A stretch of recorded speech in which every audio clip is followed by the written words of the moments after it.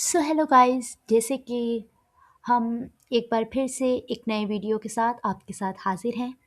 और last tutorial में मैं आपको टेबल डिज़ाइन के बारे में हमने सीखा था। टेबल डिज़ाइंस के बाद हमारे पास ऑप्शन था टेबल लेआउट का। और टेबल लेआउट में हमने टेबल को इंसर्ट कैसे करते हैं, ड्रॉ कैसे करते हैं, रोज़ को ऐड किस तरह से करते हैं, कॉलम्स ऐड किस तरह से करते हैं, और रोज़ या कॉलम्स को अगर हमने डिलीट करना हो तो हम किस तरह से डिलीट करते हैं, ये सब हमने अपने लास्ट ट्यूटोरियल में सीखा था।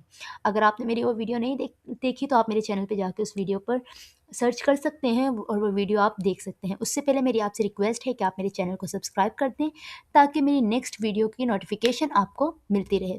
तो चलिए हम बिना वक्त ज़ाया किए अपने वीडियो को स्टार्ट करते हैं। देखें, मैं अपने लास्ट वाले ही डॉक्यूमेंट पर हूँ, जैसे कि लास्ट वीडियो में भी मैं इसी डॉक्यूमेंट पे थी और इसी पर ही हम आगे जो है अपने लेआउट के फर्दर ऑप्शंस को देखेंगे। कॉलम्स एंड रोज तो हम सीख चुके थे। अब हमारे पास सेकंड ऑप्शन आ रहा है मर्ज का। मर्ज के मीनिंग क्या होते हैं? जैसे कि हम सिंपल कह सकते हैं कि मर्ज जो है वो किसी दो चीज़ों को मर्ज करने की बात हो रही है, कि हम किसी भी दो चीज़ों को क्या करें, आपस में मर्ज कर सकते हैं, एक साथ जोड़ सकते हैं। और स्प्लिट का मतलब होता है कि हम क्या कर सकते हैं, टेबल्स को या सेल्स को आपस में जो जुड़े हुए हैं उनमें डिवाइड कर सकते हैं। जैसे कि अब मैंने एक टेबल इसे सेलेक्ट किया और मैं चाह रही हूँ कि ये क्या हो, सेल्स में बट जाए, स्प्लिट हो जाए। देखिए, जैसे ही मैं इस पे क्लिक कर रही है, अभी मुझसे पूछ रहा है कि आपको रोज़ और कॉलम्स इसमें कितने चाहिए, और मैंने इसमें कहा है 2 रोज़ और मुझे 2 ही टेबल्स चाहिए। अब जैसे मैं इसे ओके करती हूँ तो देखें ये 2 रोज़ और 2 कॉलम्स में क्या हुआ, स्प्लिट हो गया, मतलब ये बट गया दो हिस्सों में। अगेन कंट्रोल सेट करते हैं। अब देखते हैं कि टेबल को अगर हमने स्प्लिट करना हो तो उसके लिए हमें 2 टेबल्स की नीड, 2 टेबल्स में ये क्या होगा, कन्वर्ट हो जाएगा। जैसे कि हम इसको सेलेक्ट करते हैं ऑल को, और अब हम इसको करते हैं स्प्लिट टेबल,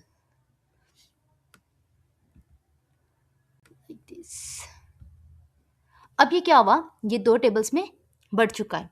कंट्रोल जेड कर लेते हैं। बहरहाल हमें इसकी इतनी नीड जो है वो फील नहीं होती और ना ही हम इसे करेंगे। अब आ रही है मर्ज सेल की। अब मर्ज सेल में क्या हुआ है, जैसे कि ये 2 सेल्स जो हैं ये डिफरेंट सेल्स हैं दोनों, और डिफरेंट ही रोज़ हैं। अब हमने सेल्स को क्या करना है, एक साथ मर्ज करना है। मैंने इन सबको तीनों को सिलेक्ट किया है और मैंने यहाँ से आकर करती हूँ मर्ज सेल। तो देखिए ये पूरी एक सेल बन गया। अब ये उस तरह से कॉलम्स और रोज़ नहीं रहे बल्कि ये एक सेल हो गया। ये था हमारा मर्ज का ऑप्शन। उसके बाद आता है ऑटो फिट। ऑटो फिट से आप इजीली जो है वो अपने कॉलम को जो है वो ऑटो फिट कर सकते हैं, अपने कॉलम्स को। इसमें क्या हुआ, ऑटो फिट से जितना हमारा कंटेंट था वो उतना ही रहा है, ना तो वो रोज़ या कॉलम्स जो हैं वो चेंज नहीं हुए। हाँ, लेकिन जो दूसरी हमारी रोज़ और कॉलम्स थी वो क्या हो गई, बिल्कुल थिन हो गई हैं। अगेन दिखाते हैं कंट्रोल जेड करके ही, अगेन कर लेते हैं। अगर हमें ऑटो फिट कंटेंट करना है, कंटेंट से क्या हुआ, हमारा जो कंटेंट था वो थिन नहीं हुआ लेकिन हमारा जो टेबल है वो थिन हो गया। अब अगर हम यहाँ पर करें ऑटो फिट विंडो, अब ये विंडो के अकॉर्डिंग आ गया है, विंडो के साइज़ के अकॉर्डिंग इन्होंने दिया है। और फिक्स्ड कॉलम विड्थ, और अगर कॉलम विड्थ के अकॉर्डिंग करें तो उस तरह से भी ये दे सकता है। कंट्रोल सेट कर लेते हैं हम अगेन। ओके, नेक्स्ट ऑप्शन है हमारे पास सेल साइज़ का।